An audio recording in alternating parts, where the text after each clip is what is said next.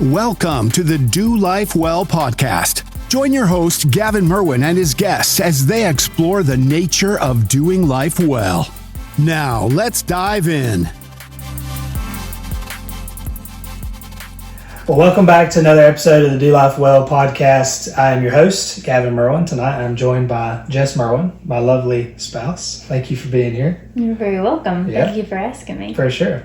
Tonight's going to be fun. You'll see the background's a little different. We're doing this at our house, which is different for me. I'm not in my normal environment, so it's not as comfortable. I guess that's a weird thing to say. I am in my home. I mean, where I normally do the podcast.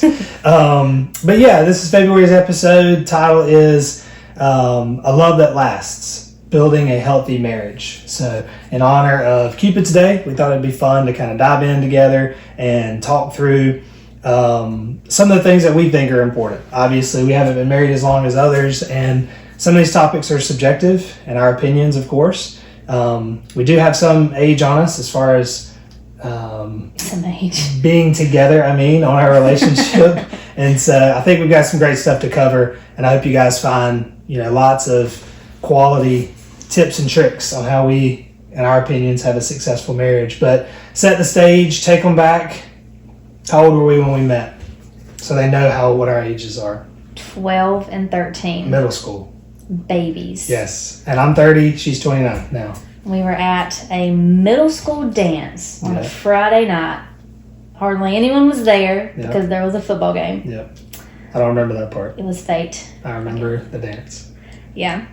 So we're 12 and 13. Yeah. That is crazy. Which is, we've been married 9 years in May. Mm-hmm. And that's, what did we say before we started? 17 years. More than right? This half December of our will be life. 17 years.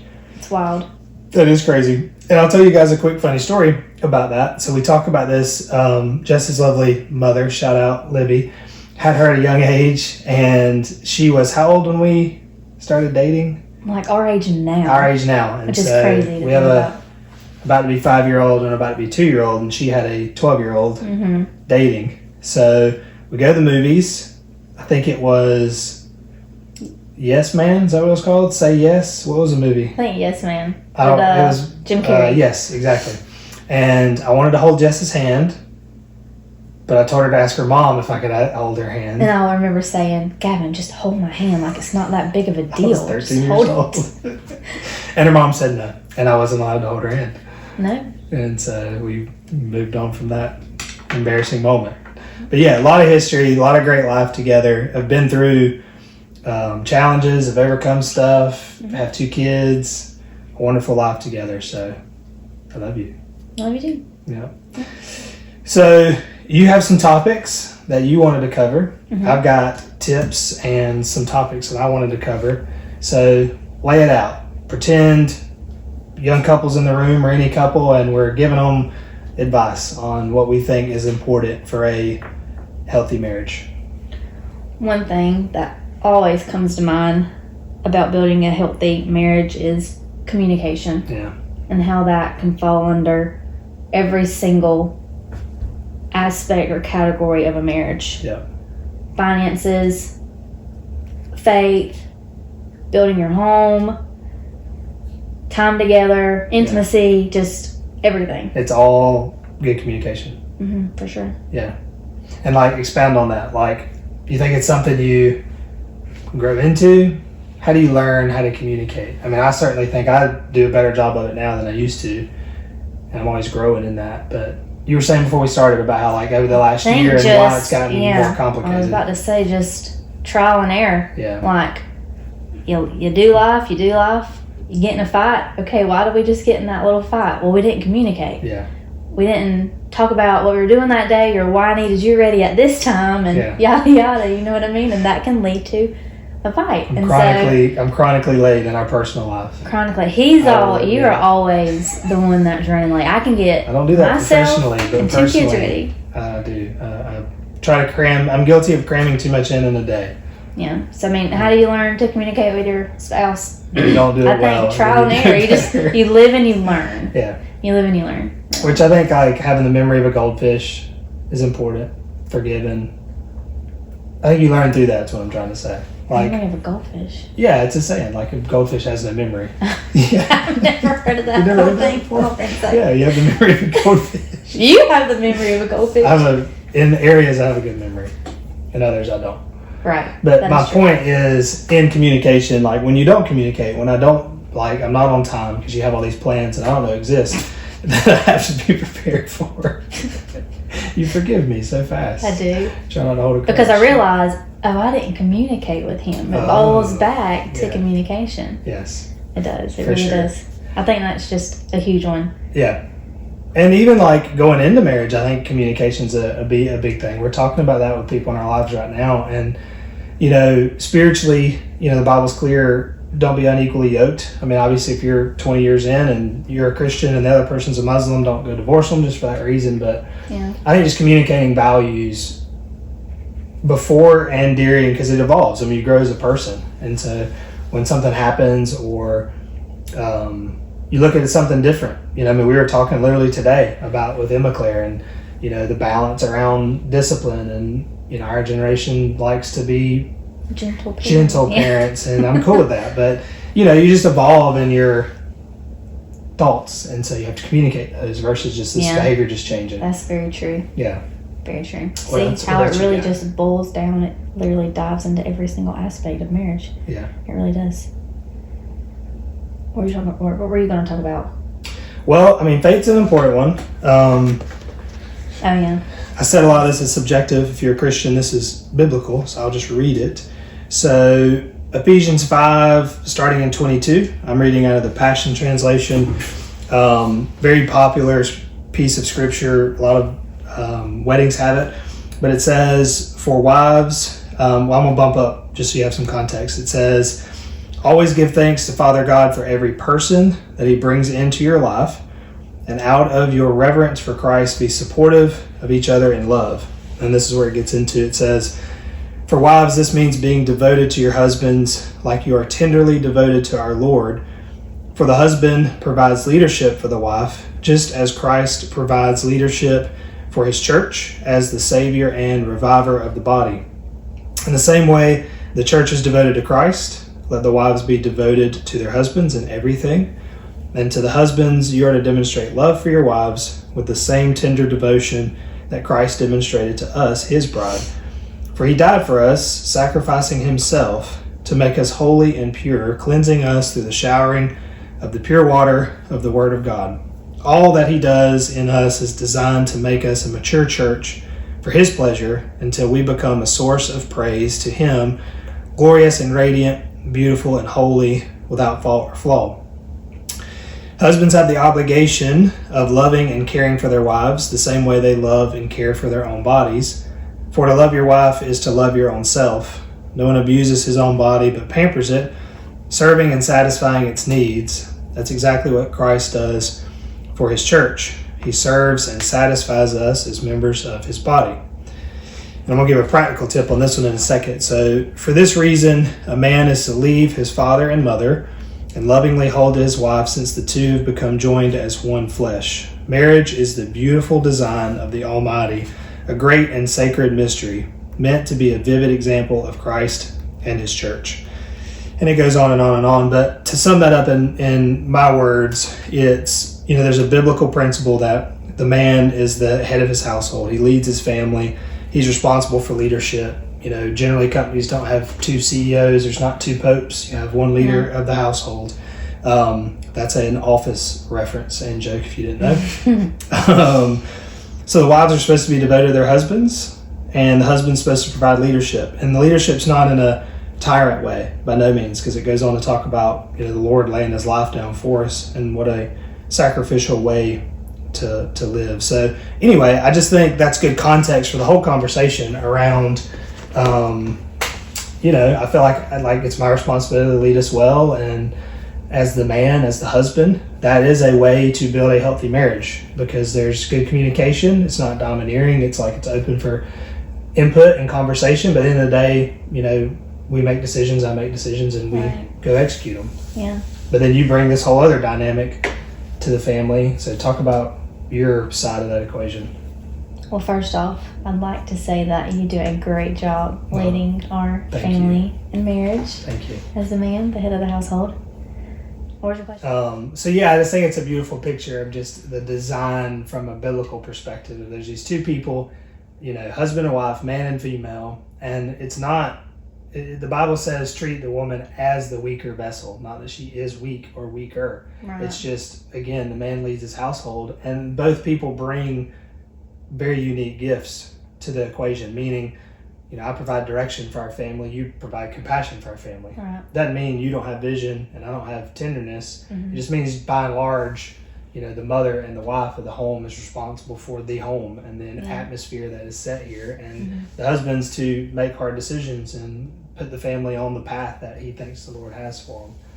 So anyway, when you say what did I bring to share, that's something, I think that's important for every couple. For me personally, because we are, I hope you're Christian, but if you're not, encourage you that. But regardless, faith is an important part of life and of our marriage. And I think when we talk about building a healthy marriage, if we didn't have that underlying sort of thread of compassion and love and fruits of the Spirit and patience and kindness and all of those things, we'd probably have more tension. Absolutely. Because we wouldn't communicate as well. All right. Yeah. And all that you read, that's really beautiful. Just to hear all of it. I mean, you hear it a lot at weddings and reading it yourself and in church or whatever, but just, I don't know, just hearing it, talking to you, that is so beautiful. And true. And poetic, It really is. Yeah, 100%. So we've talked about good communication. Share what you shared to me before we started about this stuff over here.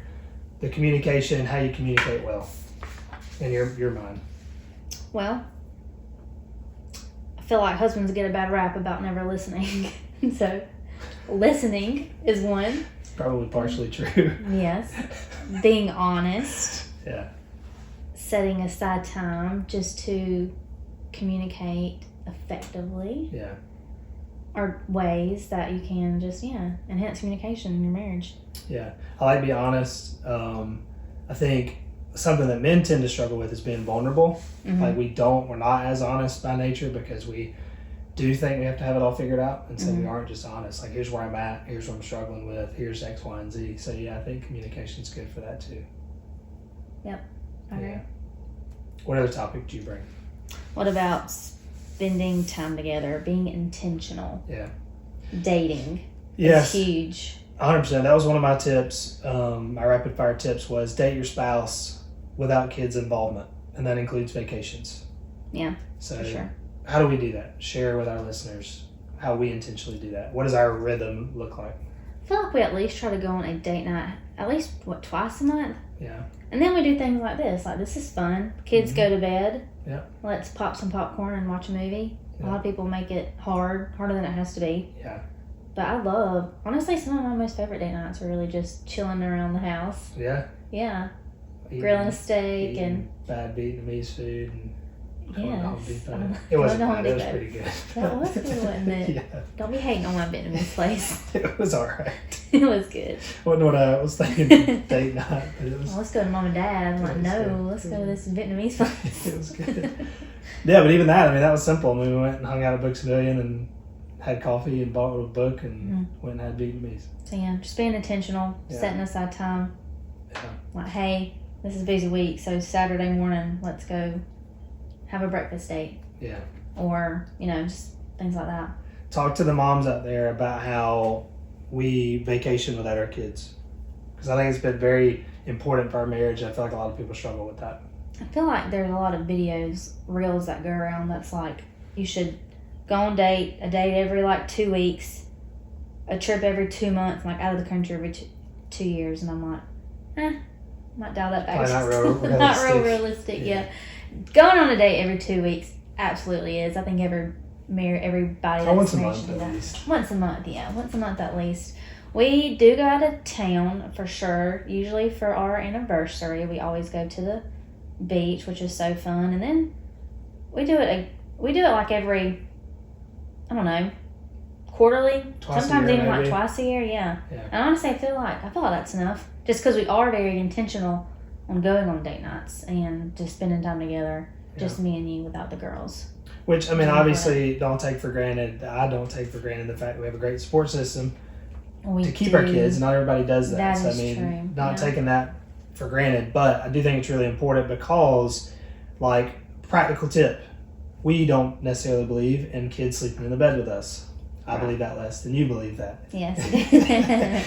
But I just think it's important to have your own space because it's like we had a couple in our lives tell us, I think together, if not certainly told me, like, I mean, when your kids are gone, you're still going to be married. Yeah. And so don't spend 18 years solely on them. That and is then true. you look up and like, I don't even know this person I'm living with. We're just roommates. We're just friends, you know? Mm-hmm. I'm not saying there's not seasons of that because we've had that. Man. Especially after Kids like, are sick. first they're born They're getting in or the bed, that. yeah. It's like, I just think it's important to have boundaries. And one of those is like, hey, I've got to find time to date my spouse, still keep Absolutely. hanging out, going on vacations, even though you mamas miss your babies overnight. And even with you saying we are very blessed with a good support system, if you don't have a good support system, just don't make it hard. Yeah. Just put the kids to bed and go watch a movie. Yeah. Go on a breakfast date, let the kids run around. You're still together. Let the kids go on the playground, get a cup of coffee or something. Yeah. Just Which little things like that. was another practical tip I had around that is for married couples to be intentional in community with believers. Mm-hmm. And the reason I think about that is it's like, you know, when you have that church body, that church community, at least the way we do church, I mean, there's people that can watch your kids. Absolutely. Is what I yeah. mean by that. I mean, that's People not that you trust. Yeah, exactly. Yeah. So, anyway, I have other tips, but I'm going to save them. So, good communication, having a foundation of faith, Time together. spending good quality Intentionality. time together, being intentional. What else you got? Finances? That's a big one. Yeah. Isn't it? Yeah, I think people fight about that a lot. Mm-hmm. I think it's important going into a marriage, and again, people like, I don't mean people change from a negative perspective, but we should be changing. Like, if we're not ever evolving, at least I believe we're in trouble. So our future should always be brighter than our past. And so with that, we're evolving. But I think understanding each person in a relationship's propensity to spend or save, and what I mean by that is, generally speaking, a person's either a saver or they're a spender. Mm-hmm. I feel like we're probably an equal mixture of both. I was about to say, yeah, we ebb And and we flow. both are generally on the same page with that. But I can see it being a very, tense topic. Again, this can be kind of controversial, and I'm great with that, but it works for me. I think the Bible, again, is clear. I'm the leader of the home. So personally, I think I'm to lead our finances, and I do. I mean, obviously, you're involved. You know. You do lead, but I can see every penny, which I think is a great thing too. 100%. Yeah, how do you have good communication and trust if you don't have joint finances? Right. And so Trust is another big one for marriage, for sure. Again, I think with everything, that was another tip I had, was you need to take advice, run it through the grain of sand for your own life. And even the things we're saying, same way. I mean, for us, what has built a healthy marriage is having joint finances, full transparency. Nobody has secrets. Everybody knows what's going on. Like, where it's being spent, what's saved. Are we doing the things we want to do? Are we being good stewards of our finances? Are we being generous in the way that we live? So again, I think that's part of my responsibility as a leader, to manage well for our home. I think it's important. I think practically, I told somebody at work this about a month ago, a young man that's just starting with us. He was talking like, hey, I'm starting to make some money, but like saving, what does it look like? And I said, if I was you, because you're expressing the fact that you got guilt because you're not saving, you're buying video games. I said, if I was you, and here's what I've done forever, it's tithing is a biblical principle. It's a non-negotiable. Dollar comes in, I'm tithing on it. From there, I'm saving a percentage of that income. So I'm tithing, I'm saving. That happens before anything else. Those are two bills that is off the table. And then I'm paying my bills. The rest I can do with what I want, because I've already got my faith covered. I've already got my savings covered. Obviously, I'm paying taxes. It makes you feel a whole lot less guilty when you go spend money or buy something that you don't necessarily think is necessary, when you've kind of checked those two boxes. So regardless of whether you're a spender or a saver, if you've got these kind of guardrails in place, and like you said, communication, like we're communicating. I mean, for us personally, we're working on building a house. Well, we're in a season of like, we got to be more intentional about putting money aside to prepare for this project. But we talked about that and we communicated about that. And I think that's where people get in trouble, because they just assume the other person knows what they're thinking, especially from a man to a woman, and they don't always. Right. Yeah. My thoughts under finances were communication. Like I said earlier, I feel that can literally go on into every category of what builds a healthy marriage or a strong marriage. And then budgeting is big too for us. Yeah. I feel like we do it literally. We try to sit down once a month and talk. Just go over everything. Yeah. For doing, just seeing where everything's going. Yeah. And we do that weekly too. Yeah. Not financially, but we build a calendar for the week, grocery list, and where we got going on. Again, communication. What are the plans at night? Mm-hmm. What And days I'm going to the communicating gym? before you get married, if that's something, if that's a thought to have, when you're engaged, that's 100%. huge too, because what if you're a big spender Yeah. And your and your partner's partner's not. a big saver? Yeah. That can cause some You're gonna have conflict. conflict. So again, communication. Which I think I said that a second ago when I started talking about that, but it's important to build your own life and take advice with a grain of salt. That was another tip that I put down, because especially for young couples, it can be challenging to go from, and I said that, it says for this reason a man is to leave his father and mother, right? So we're leaving our parents, and I think that can be a tough transition. I mean, we experienced some of that. It can be a tough transition to go from, okay, this person's my child that I now no longer have necessarily control over their decisions. And so you have to, I think, have a small group of people, 2 to 3 maybe, parents, of course, friends, family, that kind of thing, that you're getting advice on these topics for. And this is true whether you're getting married or not, or if you've been married. But my point is, okay, we've given you our thoughts around how we manage our finances. That may or may not fit into the way you build your life and the way you've got your life set up. So I think just taking everything with a grain of salt and building your own life. Because like you said, people that are getting married are having those conversations, and their conversations generally are going to be informed by what their parents believe, what their employers believe, stuff like that around them. Yeah. And it's like, hey, you got to take advice, mash it together, what sits with you, and then go execute it, and then tweak it over time. So that was another tip I had. That's good. Yeah. What else do you have over there on your notes? Lots of good stuff. That's a good stuff. Yeah. I like this one. Compromise? Yeah. It goes with, I also wrote down, be quick to apologize and choose the relationship. Oh, yeah. Man, I think that's how you compromise. I agree. In the heat of a discussion, a fiery discussion. Like a fight. That's what I'm talking about. We don't fight. We don't fight. No, we don't fight. Okay. We have discussions. But it's just compromising. Like, is this worth fighting over, really? Yeah. You know what I mean? Yeah. 9 times out of 10, it's not. Yeah. Let's just compromise and agree to disagree on this and go back about our life. Yeah. I felt like that's huge, just to not... I mean, yeah, we get aggravated and annoyed with each other, but just to not to dwell in that, just to forgive and forget, and love, and then move on is huge in a marriage. And it's hard not to, because we're human. Yeah. We have this divine discontent, but I just thought that's really important, and I feel like I'm pretty good at that, like just being chill almost. Yeah, you're a very laid back person. But that's I guess my temperament too, and some others don't have that, and so it's harder for them to be more intentional. Yeah, just to choose a relationship and communicate. Hey, is it really that important? Mm-hmm. Yeah, no, I like that for sure. I was very intentional, and this isn't necessarily a parenting podcast. It's mostly about marriage, but there obviously is a part of it. I think communication about kids is really important too.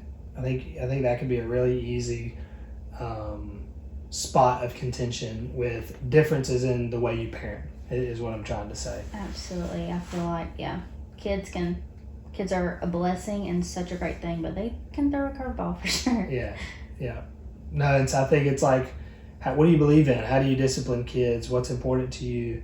You gotta, again, I feel like literally everything falls back to communicating. When you have kids, okay, do we want to vaccinate? Yeah. Do we want to homeschool? Do we want to be a gentle parent or more of a disciplinary? And It ebbs and flows. It ebbs and flows. Like their attitude for the day. That is very true. That is very true. That's a good one. We're both. Yeah. I feel like. Yeah. Yeah. No, I agree with that. I wrote down full transparency. We talked about that a little bit when we talked about finances, but for us, it was a very important full access to each other's phones and just life in general. We use the Apple version of Live 360, but where each other are at, and it's not a we don't trust and we're controlling. It's the only reason I really wanted that, is because I know you probably got tired of me asking at 5 o'clock every day, hey, where you at? Where you at? Where you coming home? It's just easier to say, oh, okay, he's right here, or he's right there. Yeah, there he is again, being late. There he is. But yeah, I mean, again, like, what do you have to hide, Right. Full access to each other's phones and just trust. Yeah, what you gotta hide, If you don't have trust in your marriage, like that, I mean, what do you have? Gotta communicate about that. Right. For sure. I wrote down never publicly tearing your spouse down. That's good. I think that's one that's very easy to be guilty of because, like you said, we're humans, and so we have thoughts, we have emotions. You do something that bugs me, I'm liable to go to work, and you don't want to spew venom about your spouse who has entrusted you to be you're most vulnerable with, be as confident that you're going to keep them in confidence. And so I always cringe when I see that, when someone's tearing their spouse down, even when they're there or not there or whatever. I just don't, because then that's always going to be your first, if you don't know that person, that'll always be your first impression of them, for sure. You want to build your spouse up, especially in front of people you don't know. 100%. What are your love languages? Because I wrote down a tip that are mine. Mine's definitely physical touch. Physical touch, baby. I just mean holding hands and stuff like that when we're watching a movie. We'll pause this podcast for a second. Lord have mercy. I think mine's probably words of affirmation. Yes. Because I wrote down, this is more for men, I think. Tell your husband that you appreciate them and that you're proud of them. Yeah, that's a big one for you. Yeah, sure. Maybe it's just me, but I think it's men in general. I think so, in the sense that it's like, I'd rather hear you're proud of me than you love me. Because I know you love me. Yes. I've heard someone say that men would rather have respect than love. Yeah. And that is true. Yeah. And you just want me to warm your feet and... I just want to warm my feet when they're cold. Cuddle with you. I'm not a toucher. Although after I've had kids, I've become less of a physical touch. Less touchy. Lover. Yeah, exactly. Just give me some alone time. I'm kidding. I'm going to watch Netflix. That's my love language. Kidding. All right, so we are going to wrap up with some rapid fire fun questions. But before I go to that, do you have anything else you would like to share? I think it is an important thing in a marriage for you to acknowledge that your spouse is an individual. Yeah. They're not you and you're not them. They can have likes and dislikes and you may not agree. I mean, like little things, you know what I mean? But hey, they're their own person. Don't change them. I mean, you fell in love with who they are. Yeah. Why change them? That's going to cause conflict. Yeah. Just learn to love who they are, and they are their own person, and yeah. No, that's beautiful, because I think it's like, hey, here are these fundamental non-negotiables that we've got to be on the same page about. And like you said, like you change that's true. Throughout, you know what I mean? Yeah. I'm not, it's funny, like I'm not the same person I was when we first got married. The older I get feisty, don't I? You do. I mean, You're not as laid back as you used to be. Let you know what I really feel. I don't. We should be evolving as people. Yeah, everybody should. I hope all my listeners are evolving. That is true. We should be. But I love that. But yeah, just knowing that they're their own individual too. I like that a lot. Yeah. I like that a lot. Anything else? I don't think so. Okay. I mean, I'm sure something else will come to mind after we get done with the podcast, but that's how it goes. No, that's right. Who's the better driver? Who's the fastest driver? We should ask your mom. Who's the safest driver? Me. I don't know about that. You think you're Ricky Bobby on the interstate. Shake and bake. And it drives me and my mama nuts. Well, time is money. I mean, there's no reason to waste time. Okay, well, if you have us in the car, we might. Who's the better driver? Gavin. What is your most embarrassing date moment? We didn't look at these before we started, by the way. We should have, because we're going to be prepared. Most embarrassing date moment. I don't know. I blew a tire once in Thomasville. That's not embarrassing. But it's the only thing coming to mind. Yeah. I mean, we're literally pulling up for a date, and I just, and we left it and went and had dinner. That's true. Fixed it after. Who's more likely to cry during a movie? Me. Yeah, 100%. I've only ever, out of our, how many years together did we say? Together, not married, together. 16? Yeah. 17? I've only ever seen you cry twice. Not a fact I'm proud of. I That's just don't okay. cry. Yeah. I do cry in movies. I mean, like, movies will make me cry. I've more never than seen you just, cry, like, though. General. You're secretive with it. I guess so. I'm not vulnerable. But I'm that's transparent. you, and that's okay. That's Yeah. right. No, I have no problem with it. I just don't get super You just emotional. don't, yeah, that's just who you are. Yeah. I don't know what it is, but the question is, what's Jess's go-to coffee order? What was it? How did you text it to me? And I just literally read it off, and it was like completely Well, backwards. if I'm at home, or like if I'm drinking Yeah. a coffee Yeah. out of a coffee cup, how am I gonna drink it? You're drinking it black. Black, baby. Yes. All the way. Yes. No cream, No no cream, sugar. no milk, no sweet, nothing. Just coffee. Black, yeah. She makes fun of me because I don't. Says I'm not a real man. He likes his coffee white with all that cream in it. It's just half and half. It's not sugar. I know. Anyway, what do you get at Starbucks? I don't know if I can say it. Iced brown sugar oat milk shaken espresso. Yeah, but she sent it to me one day, and it was not in that order. It was and not I in just that read it order. off, and the lady was so confused. That is so funny. What is Gavin's most surprising hidden talent? Oh, sorry. You can sing.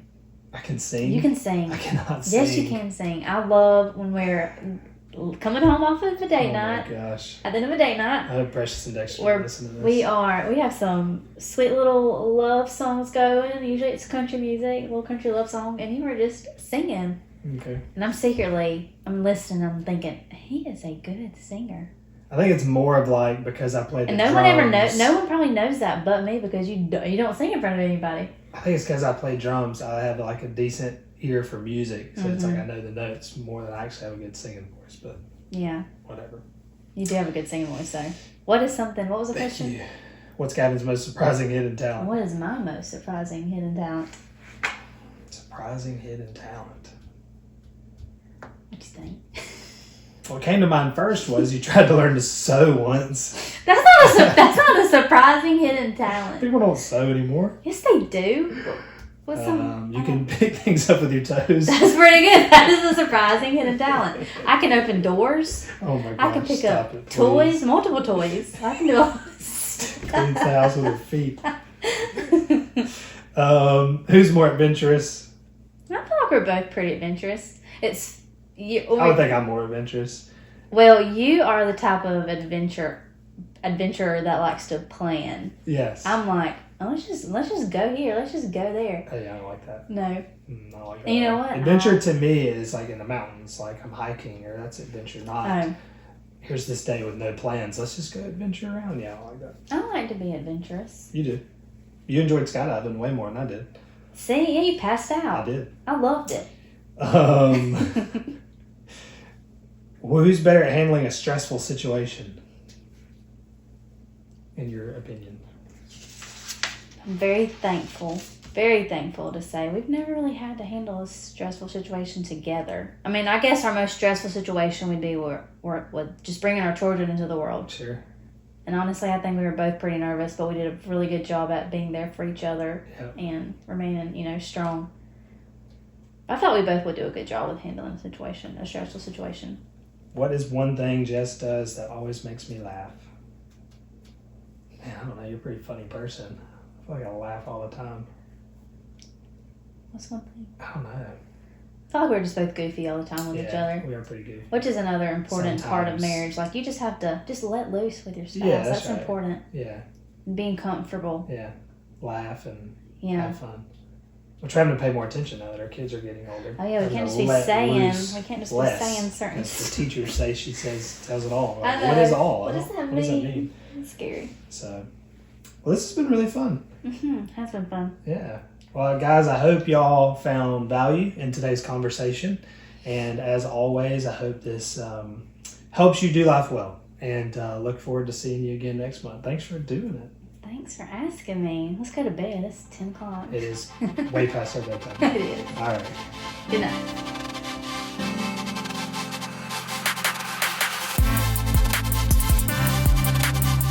Thank you for joining us on the Do Life Well podcast, where we explore topics like fatherhood, business, health, wellness, and so much more. With each episode, we aim to inspire and guide you in embracing the art of doing life well.